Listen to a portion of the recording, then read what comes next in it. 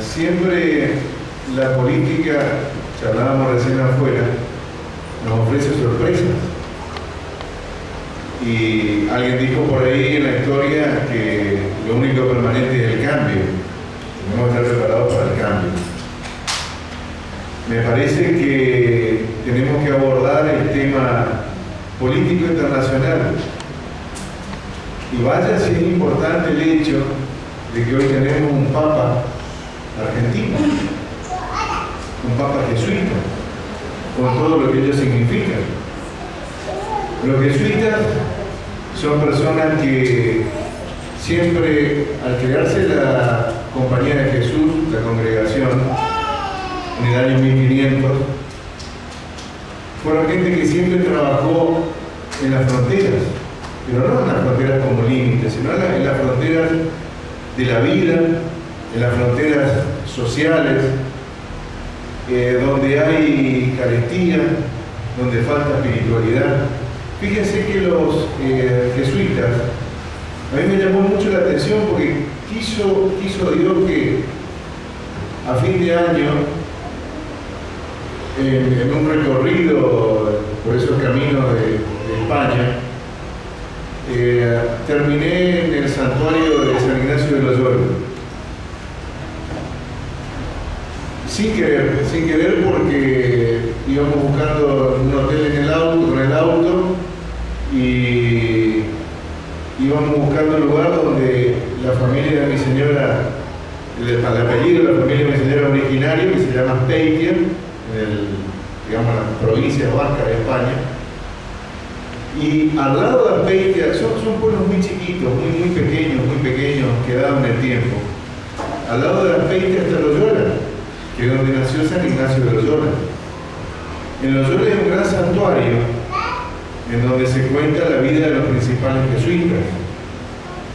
Y uno de los jesuitas señeros, muy amigos de San Ignacio, estudiaron en París juntos, fue Francisco Javier.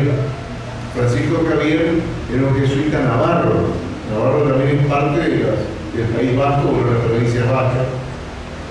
Y yo estaba escuchando a un amigo de Bergoglio, también jesuita, el padre Jorge Chichisola, que tenemos el orgullo de tenerlo acá en Posada, y algún día lo voy a invitar para que venga a charlar con nosotros. Jorge Chichisola está en el lugar de Barangot hoy en la parroquia de Santos Mártires. Es decir, él enseña en la escuela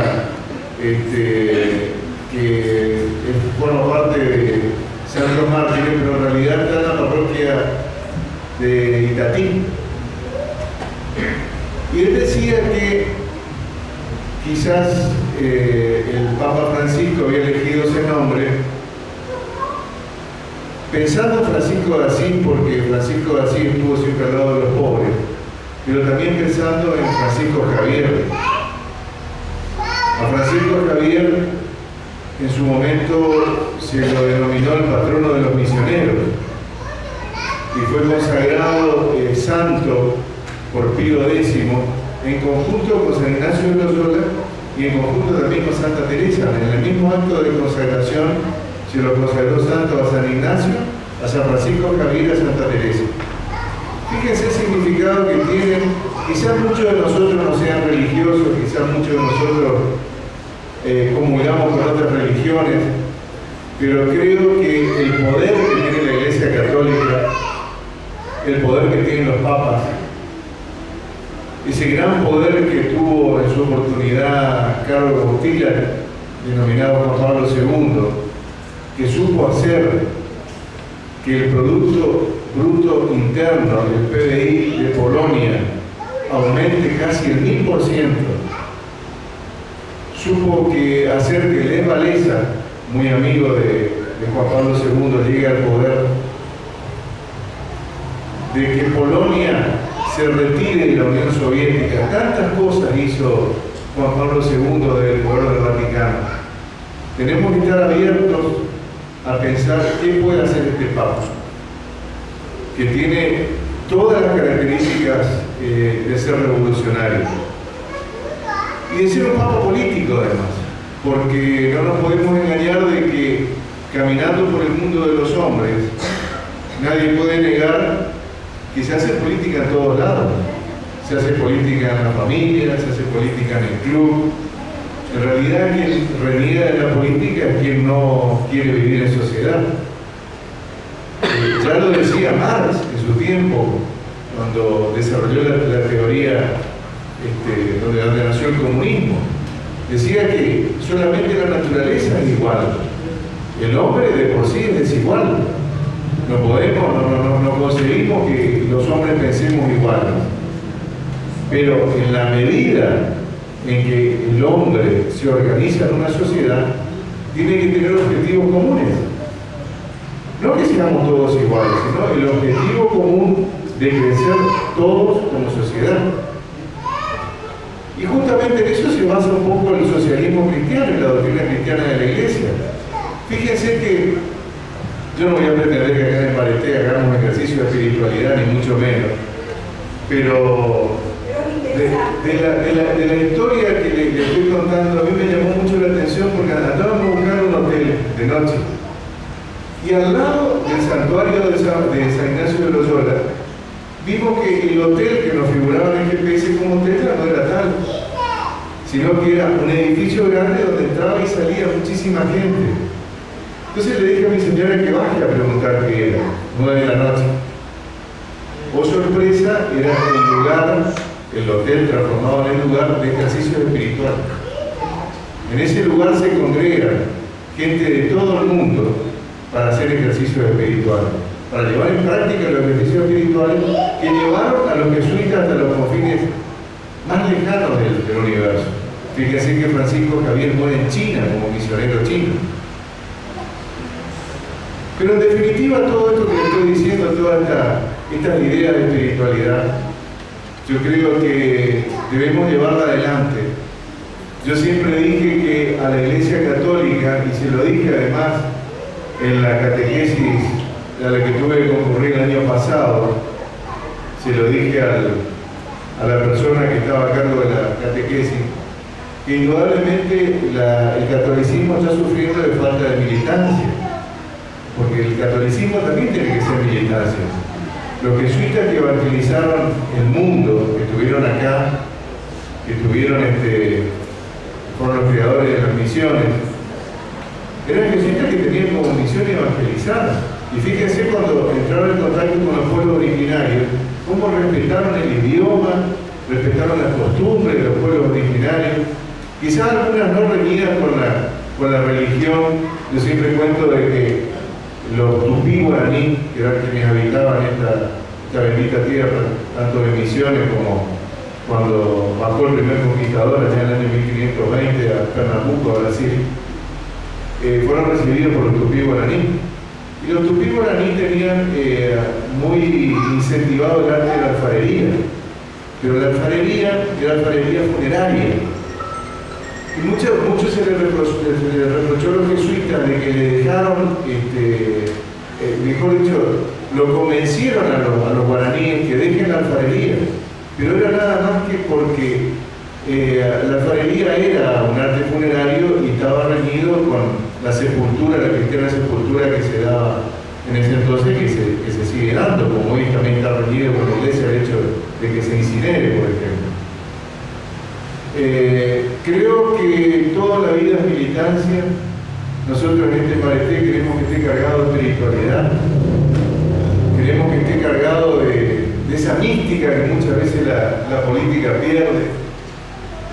Como decía Beto, quiero que marquemos todos los días la diferencia, pero la diferencia en el buen sentido, la diferencia para generar adversarios que peleen en pos de mejorar la política, de quienes estemos en la política no seamos mirados como personas que llegan por oportunismo, porque no tienen nada que hacer, sino porque creemos en la militancia, creemos además de que podemos vivir en una sociedad mejor, que de esa manera vamos a ser todos felices.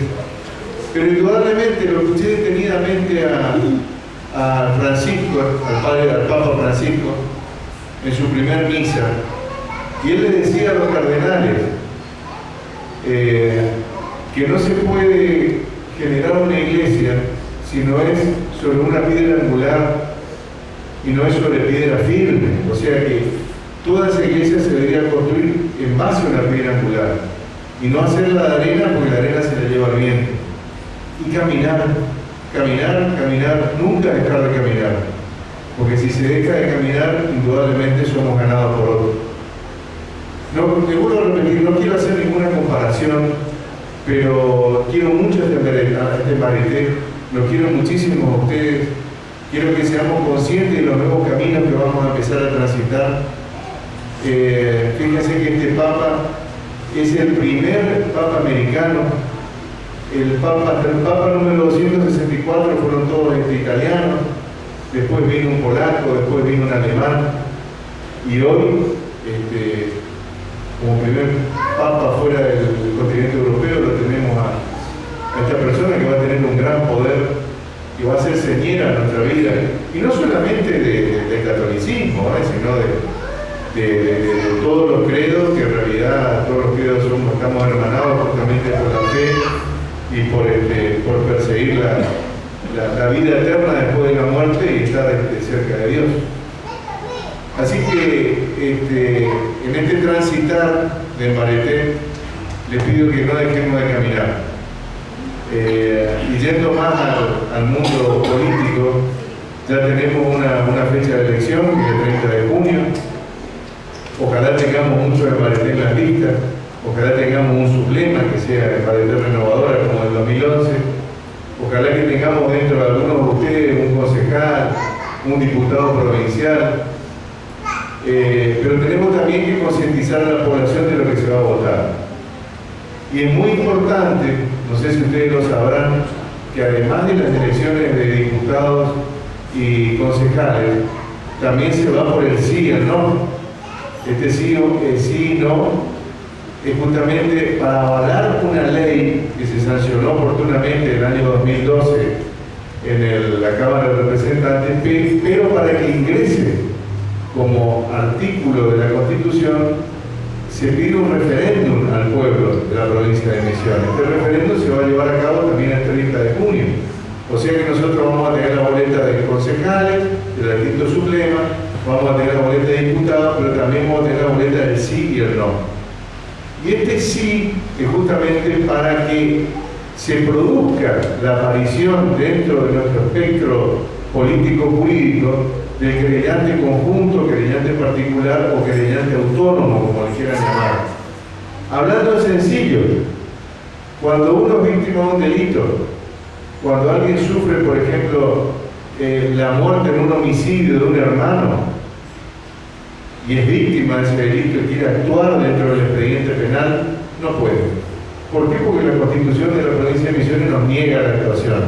Dice específicamente en la Constitución que la acción penal compete únicamente al Ministerio Fiscal, o sea, al fiscal. El fiscal no hace nada. Ustedes habrán tenido casos que escucharon hablar mal de los fiscales, que no hacían nada, que no impulsaban el proceso. Bueno, hoy, mejor dicho, con la ley esta y con el referéndum que vamos a tener, si gana el sí, vamos a tener la posibilidad constitucional de poder tener al querellante particular, al civil, digamos, al querellante común, al hombre de calle, metido dentro del expediente, actuando en conjunto con el fiscal, o a lo mejor de forma autónoma. Eso lo va a determinar la ley. En el Paraguay, por ejemplo, tenemos el querellante autónomo que actúa de forma autónoma con el fiscal, o sea que puede producir pruebas, puede tener defensor, puede tener todo lo que tiene el fiscal estatal, puede tener lo querellante civil particular. Así que bueno, yo creo que esto es un paso muy grande que vamos a dar al esclarecimiento de los delitos, y más que nada, yo siempre digo que por ahí no somos conscientes del estado de los hospitales hasta que tenemos que peregrinar con una persona enferma, ¿no? Y muchas veces no somos también conscientes de lo que pasa en la justicia hasta que no tenemos que lidiar con la justicia. Ir a mirar el expediente que nos sale, cuando hay un expediente penal y tenemos un muerto por homicidio, ya sea doloso o culposo, tener que estar luchando con el fiscal para que investigue. Bueno, a partir del 30 de junio, si Dios quiere, la Constitución va a estar reformada y vamos a poder ingresar dentro del expediente penal con todas las facultades que tiene hoy el fiscal estatal. Pero eso la gente no sabe. Tampoco sabía en el 2001 que era el Consejo de la Magistratura, por ejemplo, que se creó y se ingresó también dentro de la Constitución. Así que ese trabajo conjunto vamos a tener los militantes de Mbareté para que la gente sepa qué es lo que hay que votar. Yo creo que es muy importante que nos pongamos la camiseta, que caminemos los barrios, que veamos lo que piensa la gente, que veamos cuáles son las necesidades, pero también en un momento político saber a quién van a votar, qué es lo que piensa la gente, cuáles son sus necesidades más inmediatas. No debemos dejar de tener contacto con la gente. Es una misión realmente que yo hoy la comparé con la religión, pero yo creo que en política, el que se dedica a la política tiene que tener a la política también como una religión y también como un ejercicio de espiritualidad. En el mundo actual, y como siempre, el ser humano tuvo intereses, donde hay intereses hay poder, hay mezquindades, donde hay mezquindades muchas veces hay actos que tienden a destruir. Yo siempre quise que Mbareté construya, siempre quise que Mbareté sea una familia. Ojalá que esta ilusión, tanto mía como de quienes me acompañan y de muchos de ustedes, sea la realidad, que seamos cada día más, que seamos más gente, que creamos, que tengamos fe en Mbareté, que caminemos por Mbareté, que tengamos fe en el amigo Carlos Rovira, que siempre me vigila acá riéndose, acá un poco serio, no sé, a veces digo cosas que se ríe, otra vez miro para allá y veo que me reprocha cosas.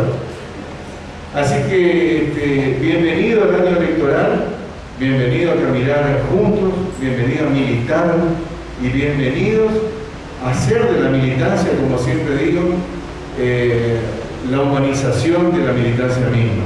Nosotros tenemos que humanizar al militante. Militante no tiene que ser aquella persona que a lo mejor por 2 o 3 pesos sale a pegar carteles y porque le paga más el otro, sale también a pegar carteles del otro. Tiene que hacerlo por convicción, tiene que hacerlo porque sabe de que la persona por la que están trabajando va a llevar al bien común a toda la sociedad y no va a pelear solamente por sus intereses particulares o un grupo de gente.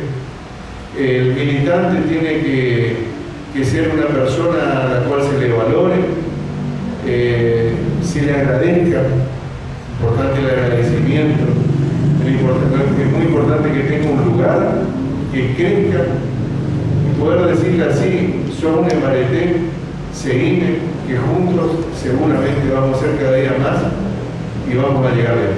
Gracias.